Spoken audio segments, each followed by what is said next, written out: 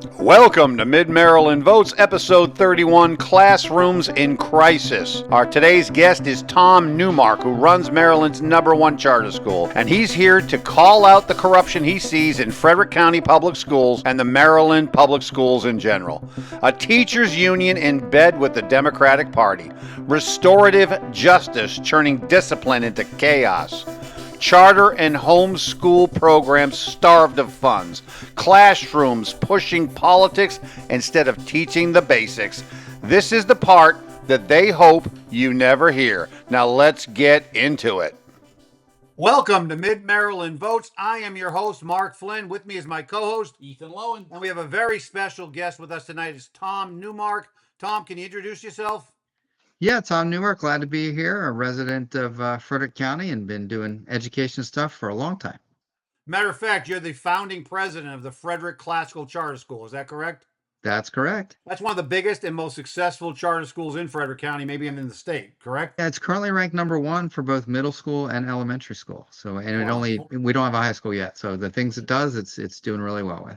And it's ranked #1, not just for the county, but for the entire state of Maryland. Well, that's true. The entire state of Maryland. Yeah. That's impressive. You're also part of the board of contributors for the Frederick News Post. You've written for the FNP. I have. Yeah, I've got some feelings about the FNP, but we'll leave that aside. They have a bias, right? Like clearly, this is what kills me, Tom. Okay, they call me up and they asked me to subscribe to their newspaper, and for the low price of, and they give me a quote. And I said, listen, since you're mostly an advertising venue, shouldn't you be paying me to take your newspaper? Right. Shouldn't you be giving me a couple bucks to take Right. your newspaper and spread the advertisement that you make 99.9% of your revenue at? It doesn't seem fair to me. You know what I'm saying? 100%. Yeah, I think we're all owed money just for knowing they exist. Also, I see that you're a visiting fellow for the Maryland Public Policy Institute. Could you explain what that is? Yeah, so I write nerdy things for them about education policy, trying to provide advice and recommendations based on research on anything from how to do reading correctly to the problems with having a teachers union that does what it does. So on a serious nature, let's talk about schools and the state of our public schools, especially here in Frederick County, which we all live in. And then there's Washington County and Carroll County as well. But let's address Frederick County first. What do you see as the state of being for the public schools here in Frederick County? What's the grade on them? How are they doing healthy wise?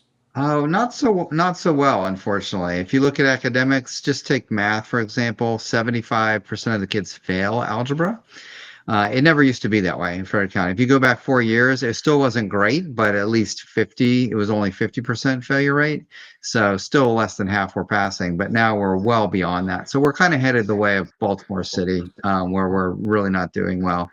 We spend a lot of money every year here in Frederick County, almost $1 billion every year. And that's just in the operating budget. Plus there's tens of millions more in capital. So, and then we've got the issue of parental rights, right? Where, parents want to raise their kids according to their own values and beliefs. And Frederick County is not so interested in that. If your child wants to have a secret about their gender identity, you're never going to know here in Frederick County. They get to keep that secret with their teachers and not inform the parents. So it's really controversial stuff here in Frederick County, unfortunately. And that's codified under the blueprint for Maryland, correct? I mean, the Frederick County Public Schools has enacted that policy from blueprint. Parents do not need to know what most parents believe they have the right to know.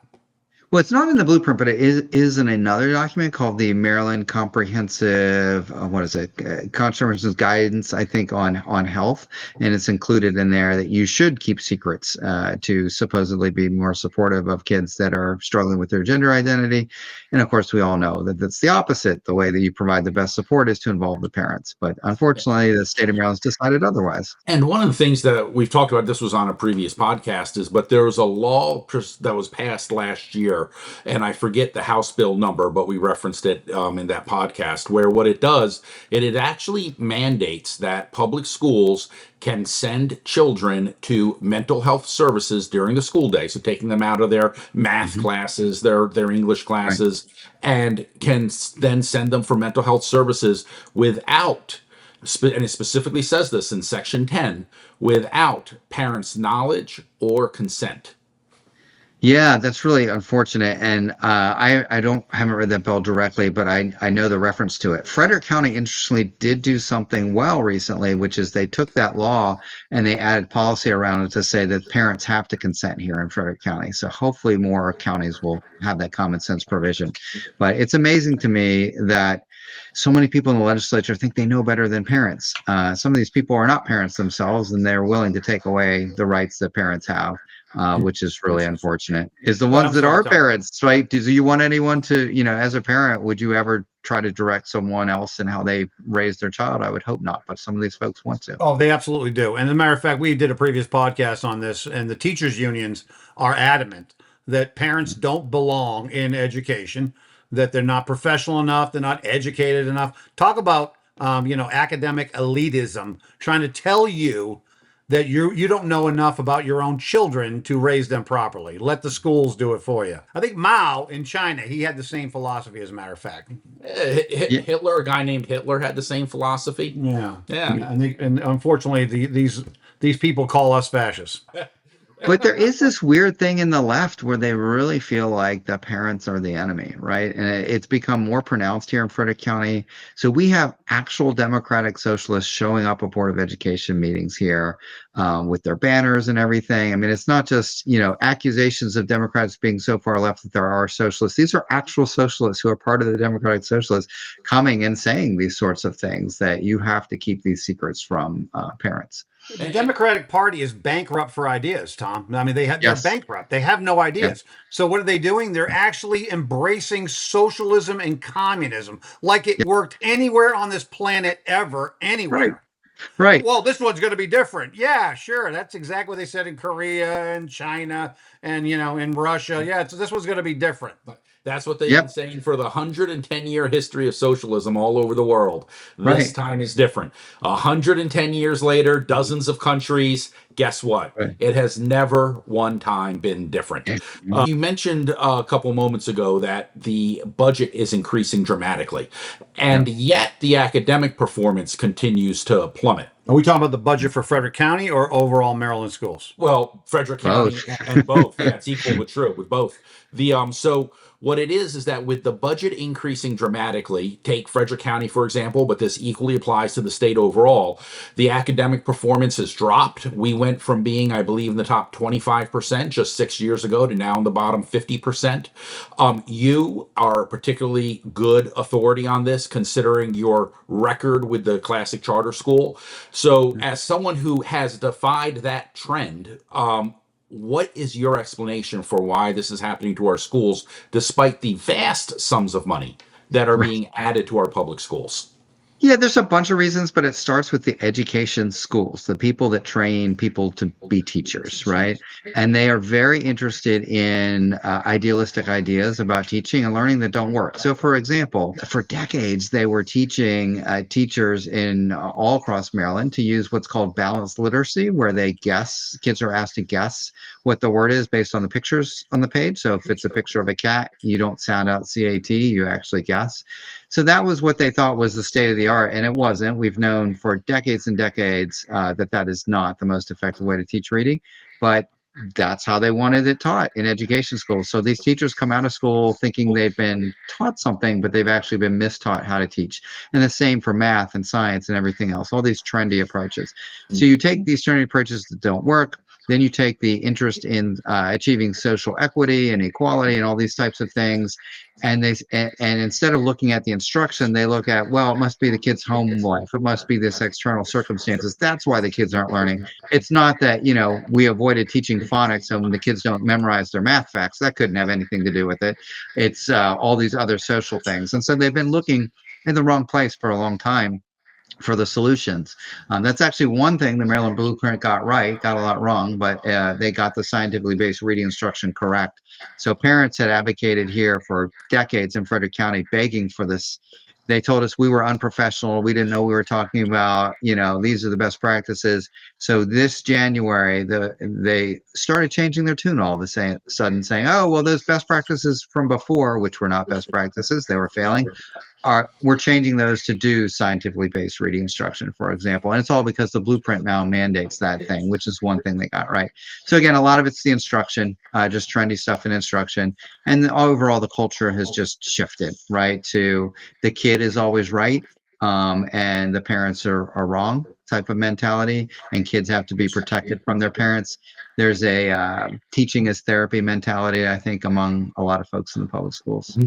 And from your when you talk about that kind of the changes in academic performance, what is impressive with coming from you, right, which is one of the reasons why I'm very excited to talk to you, is that as a result of the Classic Charter, you have a record, you have a Yeah. history of defying the odds. And one thing that I think Yes. it's important for viewers to understand is that the charter school are public school students Hmm. picked by lottery. So you Yep. yourself are dealing with a true cross section of Yep. Frederick County students, and yet your school is not experiencing any of this. And so when you Nope. talk about what the reasons are, you actually have lived it, and there's a record of you accomplishing it. So Yes. I just want to emphasize that for a moment. But so when you talk about the teaching as therapy, that's another thing that when you mentioned that is very strong, it seems like, is that the one of the policies that the teachers union managed to put through during this blueprint for Maryland's future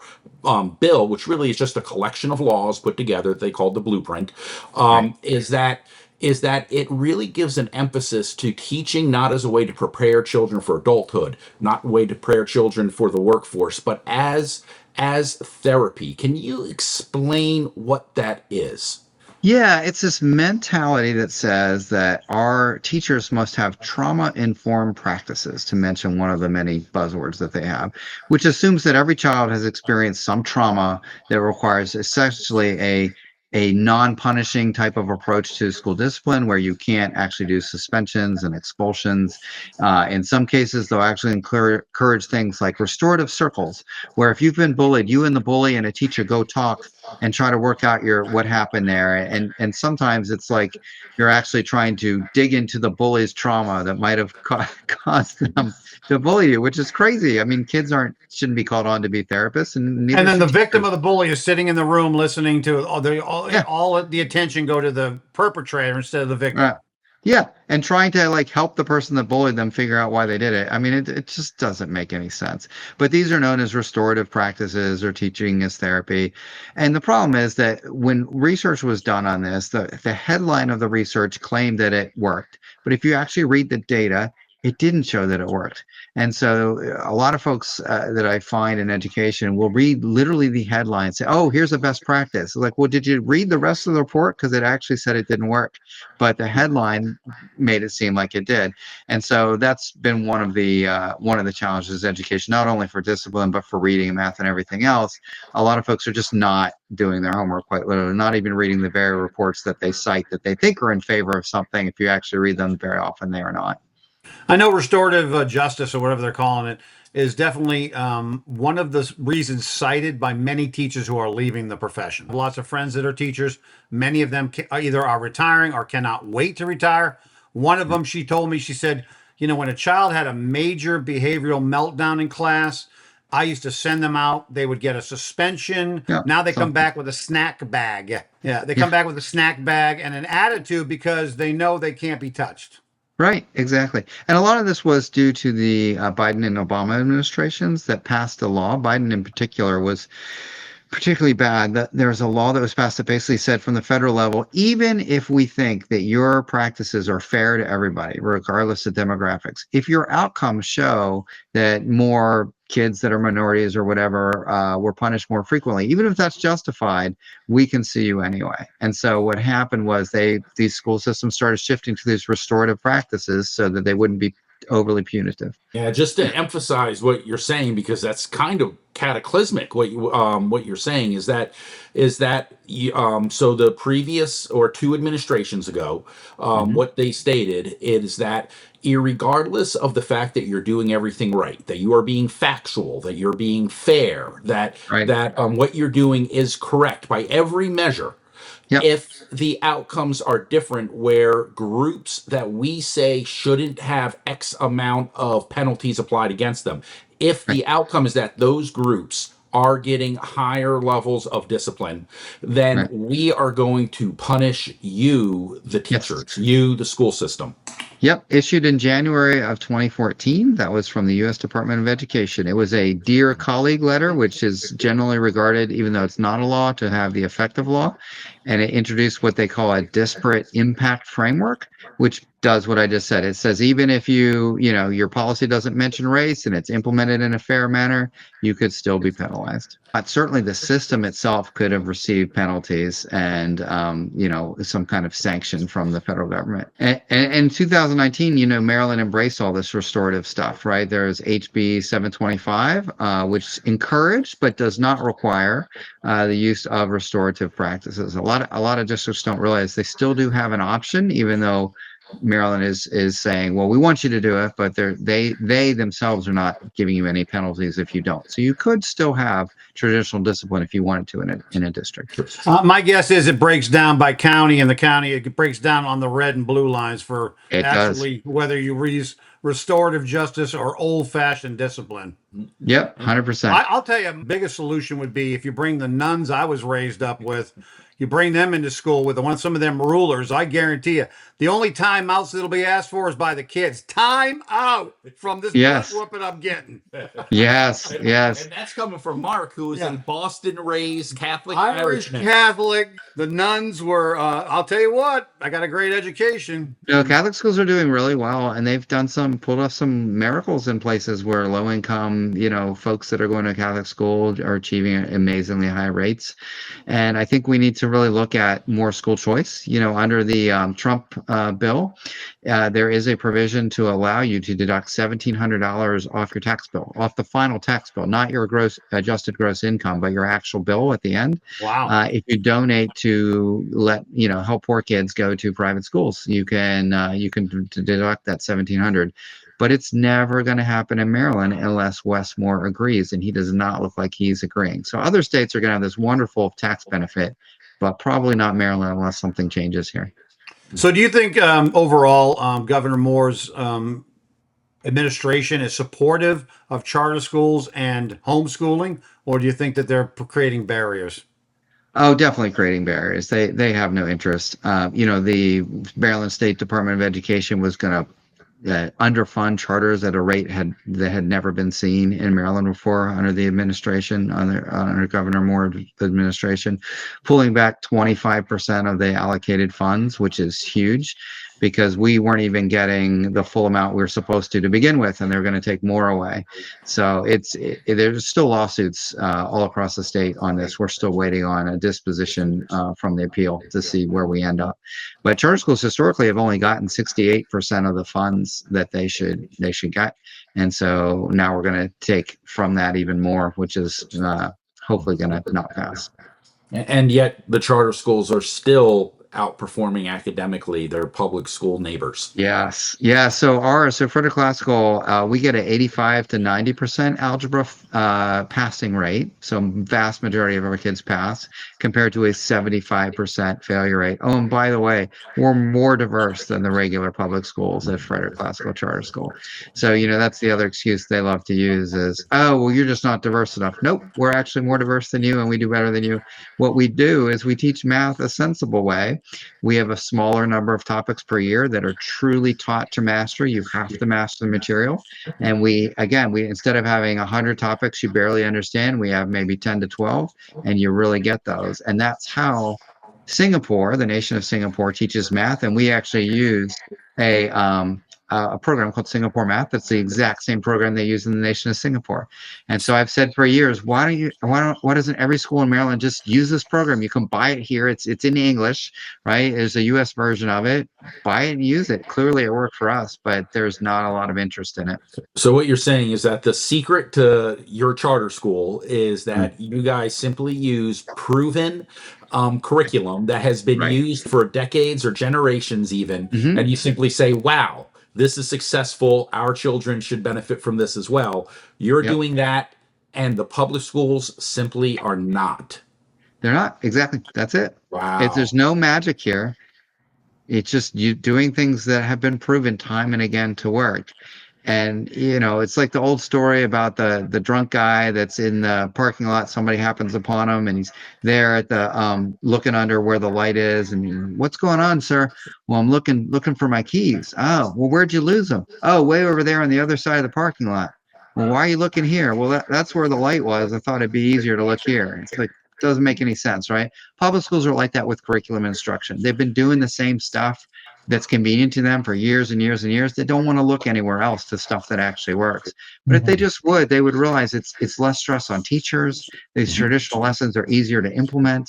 They work better. They scale better. By scale, I mean it's one thing to have one school that does well with Singapore math, but you have a whole nation of Singapore that does well. And if you look across the country, these schools that are using Singapore math are typically outscoring the other schools. So it's a no-brainer. But again, public schools are not interested in something that didn't come from their set of progressive ideas. Well, that's the administration. I know the teachers definitely want changes. I Yes, know they the do. teachers' unions they're bleeding members. If Yes. they don't have collective bargaining and teachers have to become part of these unions, they're leaving them. They don't Yep. trust them anymore. They don't. Yep. They don't believe in them, and they're definitely leaving them. There's a teacher crisis in Yep. Frederick County and all and across Maryland because of these very reasons. The administration does not support their teachers, and the teachers know it. And Yeah, when it comes, and they're looking at independent unions now. A lot of people don't know you can still be part of a union. You can still have those protections, but don't be a NEA affiliate, so the National Education Association affiliate, or the AFT affiliate, the American Federation of Teachers. Those are the ones that are pushing all the progressive nonsense into our schools. So you could just disaffiliate. Lots of folks have done this, and you're seeing a trend more and more for districts doing this. It takes about what is it 30, I think it's like a third of the teachers have to vote to do it, and then you disaffiliate, and you can form a local union that actually doesn't send all your dues money to the national office, where you're paying for their heat and their president's $500,000 salary. You can actually keep the money here locally. And then the other thing teachers can do too is there's a group called the Association of American Educators, which provides you with twice the professional liability insurance that you would get through the union, and that does so at 1/3 of the cost. So it's up to you, teachers. But I mean, do you want to pay more money for less insurance coverage and be part of a union that doesn't support your views and is highly political, or do you want to, save money and actually focus on making the schools great? To me, the choice is clear, but a lot of teachers I don't think realize they have that as an option. and that's a big thing that I think that people are starting to become more and more aware of in the general public. But still, there's kind of there's a lack of awareness, and not just a lack of awareness, but a desire almost to not want to accept the fact that there are people out there who are making a living off of creating a public school system that is failing our Hmm. children, and that the entity that is doing that is primarily the teachers union. If you think of the fact of where do all of these policies that you and your charter school have rejected that are leading Yeah. to these great results, you're basically rejecting the teachers union. Like, that's really, in a sense, your secret, is that you Yep. just operate free of the teachers union's influence. Do you have an idea of why the teachers union is like this? Why is this what they stand for, these issues of violence and chaos and lack of education in the schools that parents Yep. have been coming to school boards in tears talking Yes. about now for 5+ years? Yeah, exactly. And we are as free as you can be in Maryland. I will say that. So every other state but Maryland allows charter schools to have non-union teachers. We actually don't get to have our own employees. They have to be members of the union. Everywhere else, you hire your own employees. Now, if those employees want to start their own union for your local charter, fine, but they don't typically, because they're pretty happy there compared to a regular public school, so they don't feel the need to. So I did want to point that out. We're the only state in the union, in Maryland is, that makes it illegal for a charter school to hire their own employees, which is crazy. But the reason, to get to your point, Ethan, is that the reason that we're like this is they're largely a political organization, and it's interesting. They're there to push political views, and the Democratic Party these days is basically an appendage of the teachers union, if you will. It's not the other way around. If you look at the number of delegates that go to the Democratic National Convention, they typically are the second largest number of delegates. The state of California is number one, and the teachers union is number two. So this is what this is all about. They have a lot of interlocking progressive groups, and the teachers union is kind of at the heart of it. And again, they're just political. They're basically getting all that dues money to run their progressive campaign, against our kids and against the system and the citizens. But I think people are starting to wise up to it, so that's a good thing. The tail is wagging the dog. That is a way of saying it. Yeah, it's absolutely insane. Our thanks to Tom Neumark for shedding light on the politics, bias, and misplaced priorities damaging our schools. But this conversation is only half the story.